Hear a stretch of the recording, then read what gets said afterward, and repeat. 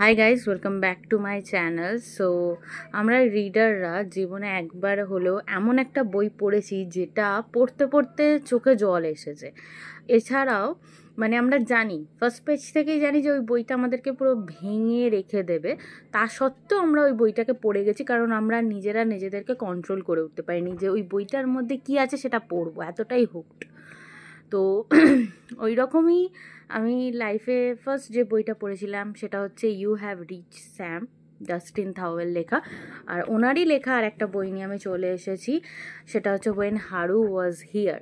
এই বইটা সত্যি কথা বলতে হার্ট ব্রেকিং স্টোরি পড়তে না ভালো লাগে না, কারোরই ভালো লাগবে না। লোকে বই পড়ে কেন যে রিয়ালিটি থেকে এসকেপ করবো, একটা ফ্যান্টাসি ওয়ার্ল্ডে থাকবো, কিন্তু সত্যি মন ভাঙার গল্প যদি সেইরকমভাবে লেখা হয় না, ওই স্যাড স্টোরি বা ট্র্যাজিক স্টোরিটা পড়তে একটা আলাদাই মজা লাগে বা আলাদাই একটা স্যাটিসফ্যাকশান আসে। সেই রকম যদি বই পড়তে চাও অবশ্যই তোমাদেরকে এই বইটা নিতে হবে। অসাধারণ সহজ ইংলিশ ভাষায় লেখা, আর প্রথম থেকে সিরিয়াসলি আমি সেকেন্ড চ্যাপ্টারেই বুঝে গেছি যে আমি কাঁদতে চলেছি বইটা। তো এই বইটার স্টোরিটা হচ্ছে হারুকে নিয়ে আর এরিককে নিয়ে। বইটার যে ব্লার্ব রয়েছে সেটা আমি তোমাদেরকে পড়ে শোনাচ্ছি, দেন আমি এর শর্ট সামারি দেবো। পুরোটা বলবো না, চেষ্টা করব যাতে তোমাদেরও পড়তে ভালো লাগে, পুরো মজাটা আমি নষ্ট করবো না। How do you say goodbye when you can't let go? After the death of his best friend, Eric Lai creates imaginary scenarios in his head to deal with his grief until one of them becomes real, and the boy he met last summer, Haru Tanaka, walks into the coffee shop, sits down next to him. The only thing is, nobody else can see him. Eric suddenly has someone to connect with, making him feel less alone in the world. But as they spend more time together, he begins to question what is real. Soon, Eric is losing control of the very thing that is holding him together and must confront his reality, even if it means losing Haru forever. It's magical how Dustin Thau can make you fall in love with having your heart broken. Seriously. তো বইটার স্টোরিটা আমি ব্লার্বটা থেকে তোমরা বুঝতেই পারছো যে এখানে এরিক নামক একটি ছেলে রয়েছে। সে বুঝতেই পারছো LGBTQ কমিউনিটি থেকে বিলং করে, এবং ছেলেটার এরিক যে ছেলেটা রয়েছে না, ও খুব ইন্ট্রোভার্ট টাইপের একটা ছেলে। ওর সবচেয়ে ক্লোজ হচ্ছে ওর বোন জ্যাসমিন। এছাড়া ও কারোর সাথে না মিশতে পারে, নাই করতে পারে, বাট একটা খুব সুইট লিটল বয় এরকম বলতে পারো। তো ওর লাইফে সবই ঠিক আছে, বাট ও না খুব সহজে মানুষের উপর ডিপেন্ডেন্ট হয়ে যায়, যেমন ওর বোনের উপরে ডিপেন্ডেন্ট। তো বইটার স্টোরি শুরু হচ্ছে, ওর বোন মুভ আউট করছে অবভিয়াসলি হায়ার স্টাডিজের জন্য, অ্যাব্রড যাবে। তো এরিক কোথাও গিয়ে না সেই বোনকে গুড বাই বলতে পারছে না। ওর কাছে মনে হচ্ছে লাইফটা যেরকম চলছে চলুক, তুই কেন ছেড়ে যাবি। একটা বোনকে ভালোবাসা, বোনের উপর ডিপেন্ডেন্ট হওয়া, ওর যখন যখন ক্রাইসিস হয়েছে ওর বোন সেই সময় ওর পাশে ছিল।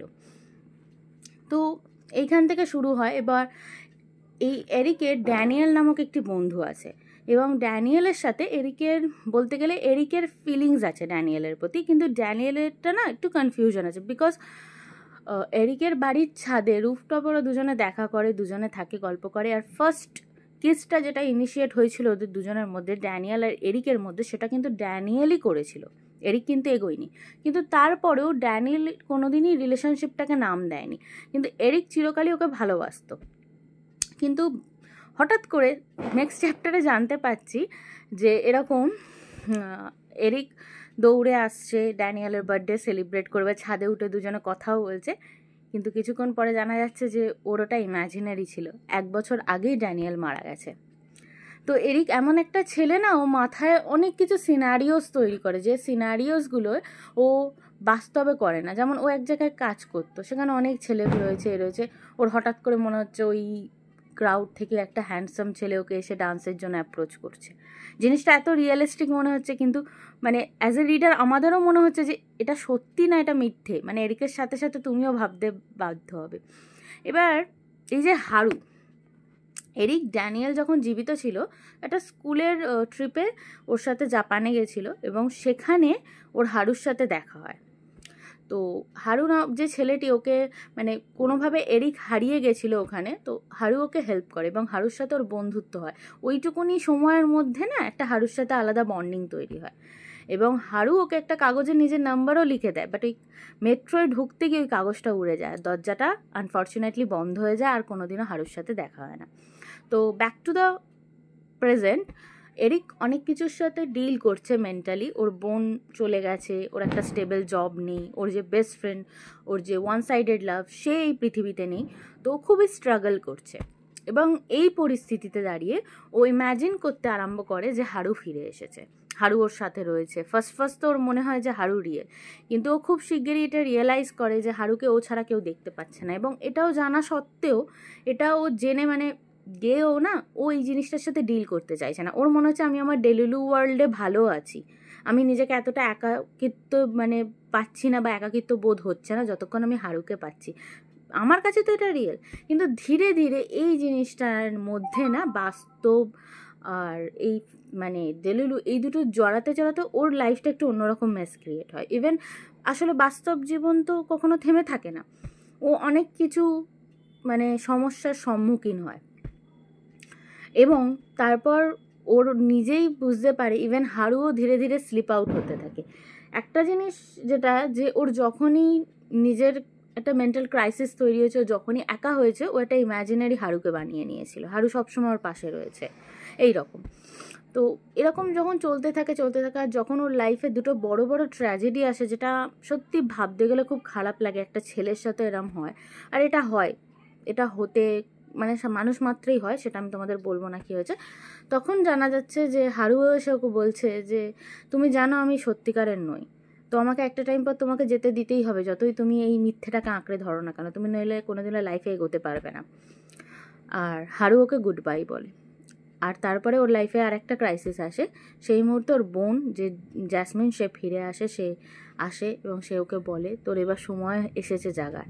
আর এখানে সবচেয়ে বড় স্পয়লার হচ্ছে, ওর যে বোন জ্যাসমিন, সেও মারা গেছিল, তার কোনো রোগ হয়েছিল, সেও 1 বছর আগেই মারা গেছিল। আর ও মাথায় এটা ইম্যাজিন করে নিয়েছিল, বাস্তবের সাথে ডিল করবে না বলে, যে আমার বোন মারা যায়নি, আমার বোন অ্যাব্রডে পড়তে গেছে, পড়াশোনা ড্রপ করে একটা ব্যান্ডে জয়েন করেছে, জাস্ট ওর মাথায় ইম্যাজিনারি। ইভেন আমিও এই বইটা পড়ার সময় না একবারও ভাবতে পারিনি যে জ্যাসমিন নেই, এমনভাবে পোর্ট্রে করা হয়েছে। মানে এত বড় টুইস্টটা সত্যি আমি ওই মুহূর্তে না ভাবছি যে এরিক ছেলেটা কিসের মধ্যে দিয়ে যাচ্ছে। বাট এর শেষে একটা সুন্দর হ্যাপি এন্ডিং দেওয়া হয়েছে, যখন এরিক নিজের এই যে ভয়টা, এইটাকে ও যখন ফেস করলো যে আজ জ্যাসমিন নেই, ড্যানিয়েল নেই, হারুও নেই, সবই আমার মাথার মধ্যে রয়েছে, যখন ও ফুললি লাইফটাকে বাঁচা স্টার্ট করলো, নিউ ইয়র্কে অন্য শহরে গিয়ে সেটেল হলো, সেই মুহূর্তে ওর সাথে সত্যি সত্যি হারুর দেখা হলো। আর দুজনে মিলে আবার নতুনভাবে পথ চলা শুরু করলো। এটা একটা ক্লিফ হ্যাঙ্গারেই বইটা শেষ হয়েছে। মানে ক্লিফ হ্যাঙ্গার ঠিক বলবো না, এটা ক্লিফ হ্যাঙ্গার বলাটা ভুল হবে, এটা একটা স্ট্যান্ড অ্যালোন, মানে এটা ওপেন ক্লাইম্যাক্স দেওয়া হয়েছে। কি হয়েছে তোমরা রিডাররা ভেবে নাও। তো ওভারঅল বইটা আমার অসাধারণ লেগেছে, 5 স্টার রিডের মধ্যে। হার্ট ব্রেকিং স্টোরির সাথে যে প্রেমে পড়া যায়, এটা জাস্টিন থাওয়ের বই না পড়লে তোমরা বুঝতে পারবে না, এত সুন্দরভাবে লেখা আছে। আমি এটা মিশো থেকে পারচেস করেছি। এর যে কভারটা একটু ময়লা এসছে, আর এর বাইন্ডিংটাও একটু উইক আছে। তো তোমরা যদি চাও ফ্লিপকার্টে, অ্যামাজনে ভালো কপি তোমরা করতে পারো। এটা ইবুক প্রিন্টিং নয়, এটা একটা ফ্লপি বুকই, বাট এটা পাইরেটেড। তো মিশো দিয়ে যদি কিনতে চাও 250 টাকার মধ্যে, 200 টাকার মধ্যে তোমরা এরম কোয়ালিটি পাবে। ইভেন আরও ভালো কোয়ালিটিও রয়েছে, সেগুলো তোমাদেরকে দেখে নিতে হবে। তো এই হলো এই বইটার রিভিউ। আর এরকম ইংলিশ নভেলসের আরও বাংলা সামারি রিভিউ শুনতে অবশ্যই আমার চ্যানেলটাকে like, subscribe, share and comment করে দিও। দেখা হচ্ছে নেক্সট ভিডিওতে।